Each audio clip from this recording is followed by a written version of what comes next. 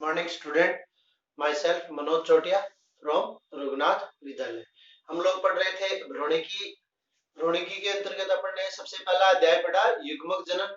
युग्मक जनन के द्वारा नर युग्मक शुक्राणु और मादा युग्मक अंडाणु का निर्माण होता है।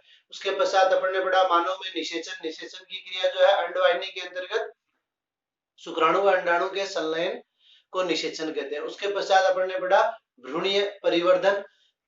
भ्रूणीय परिवर्धन के अंतर्गत कोरक भवन, गेस्ट्रुला भवन के द्वारा विभिन्न प्रकार के जनिक स्तरों का निर्माण होता है और ये जनिक स्तर विभिन्न अंगों का निर्माण शिशु के अंतर्गत करते हैं। उसके पश्चात अपन ने पढ़ा, लास्ट टॉपिक अपना चल रहा था या लास्ट चैप्टर आर्तव चक्र। आर्तव चक्र के अंतर्गत अपन ने पढ़ा था कि जब आर्तव चक्र रुक जाता है, ठीक है, आर्तव चक्र क्या है? प्रत्येक 28 दिनों के पश्चात दोहराई जाने वाली एक जननिक क्रिया है जिसमें अंडाणु का निर्माण होता है और अंडाणु का निर्माण होने के पश्चात अगर निषेचन की क्रिया नहीं होती है तो अंडाणु व गर्भाशय का अंतःस्तर टूटकर रक्त स्राव के रूप में बाहर निकल जाता है। आज हम बात करेंगे कि अगर आर्तव चक्र रुक जाता है।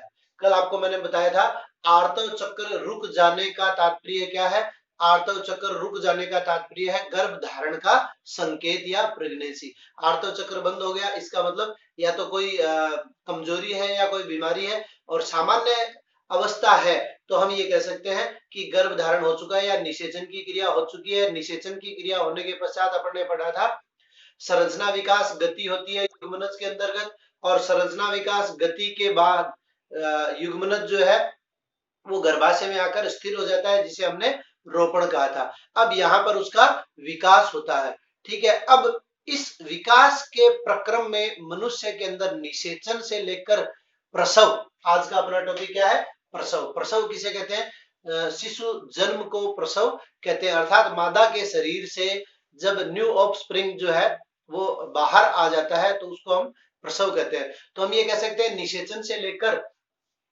प्रसव तक जो औसत समय है वो कितना होता है? 9 माह का होता है, ठीक है। 9 माह का क्या है?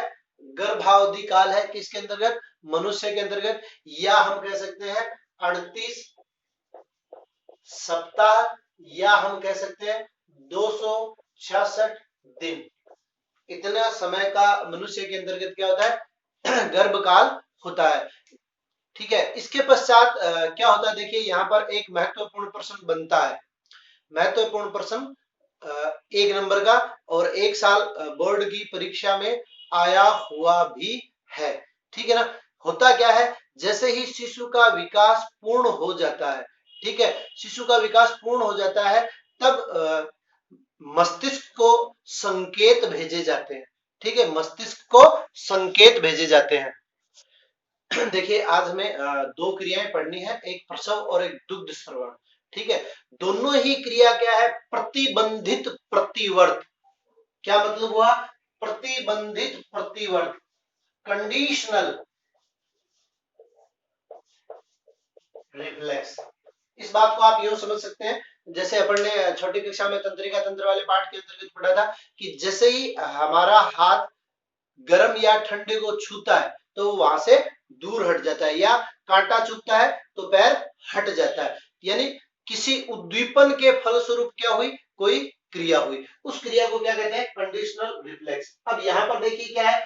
गर्भ उत्क्षेपण प्रतिवर्त, यानी गर्भ के अंदर जब शिशु का विकास पूर्ण हो जाएगा, गर्भ के अंदर जब शिशु का विकास पूर्ण हो जाएगा तब गर्भाशय के द्वारा मस्तिष्क तक सूचना भेजी जाती है, और मस्तिष्क तक सूचना भेजे जाने के पश्चात मस्तिष्क की जो हाइपोथैलेमस भाग है वो पीयूष ग्रंथि को निर्देशित करता है, और फिर पीयूष ग्रंथि के द्वारा एक हार्मोन स्रावित होता है। आपको नाम याद रखना है, कौन सा हार्मोन?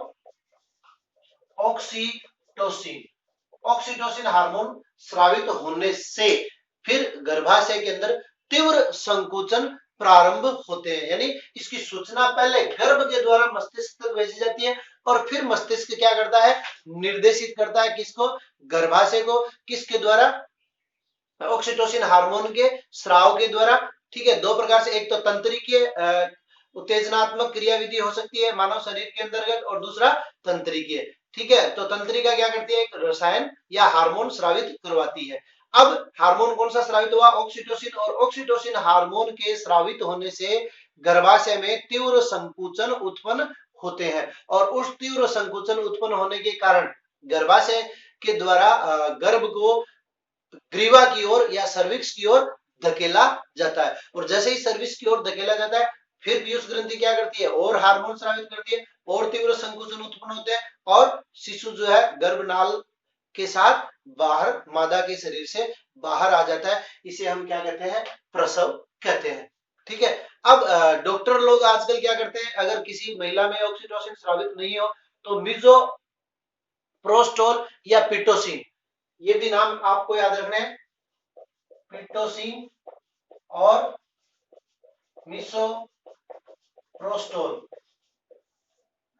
रसायनों या दवाइयों का उपयोग करते हैं ताकि गर्भाशय के अंतर्गत संकुचन प्रारंभ हो जाए और शिशु का बाहर निकल आना नाल रज्जु के साथ क्या कहलाता है? प्रसव। अगली अपनी क्रिया है दुग्ध श्रवण।